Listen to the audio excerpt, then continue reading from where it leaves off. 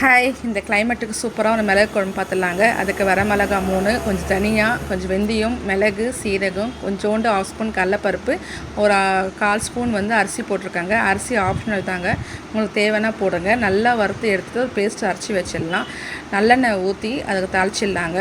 நீங்கள் எந்த எண்ணெய் ஊற்றிக்கலாம். இந்த எண்ணெய் ஊற்றுனீங்கன்னா கொஞ்சம் டேஸ்ட் கூடி கொடுக்கும், அவ்வளோதாங்க. நல்லா தாளிப்பு கடுகு, சீரகம், வெந்தயம் போட்டுட்டு உரிச்சு வச்ச பூண்டு, சின்ன வெங்காயம் போட்டிருக்காங்க. உங்கள் சின்ன வெங்காயம் இல்லைன்னா பெரிய வெங்காயம் கூட போட்டு வதக்கிக்கோங்க. நல்லா வதக்கிட்டு ஒரு பழுத்த தக்காளி, ரொம்ப தக்காளி சேர்க்காதீங்க. இதுக்கு தக்காளி சின்ன சின்ன தக்காளியாக சேர்த்து உப்பு போட்டு நல்லா வதக்கிடுங்க. நல்லா வதக்க நல்லா ஸ்மெல் கொடுக்கும். அதுக்கப்புறம் ஒரு 1/2 ஸ்பூன் மஞ்சள்தூள், 1/2 ஸ்பூன் மிளகாத்தூளுங்க, வீட்டில் அரைச்ச மிளகாத்தூள் இது, அதை போட்டுக்கோங்க.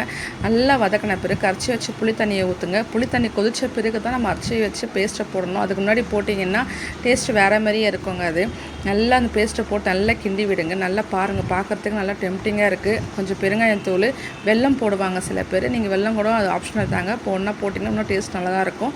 இறக்கும் போது கொத்தமல்லி போட்டு இறக்கி பாருங்கள். இந்த கிளைமேட்டுக்கு சூப்பரான மிளகு குழம்பு ரெடி. ட்ரை பண்ணி பார்த்துட்டு எப்படி இருக்குன்னு கமெண்ட் பண்ணுங்கள். பாய்.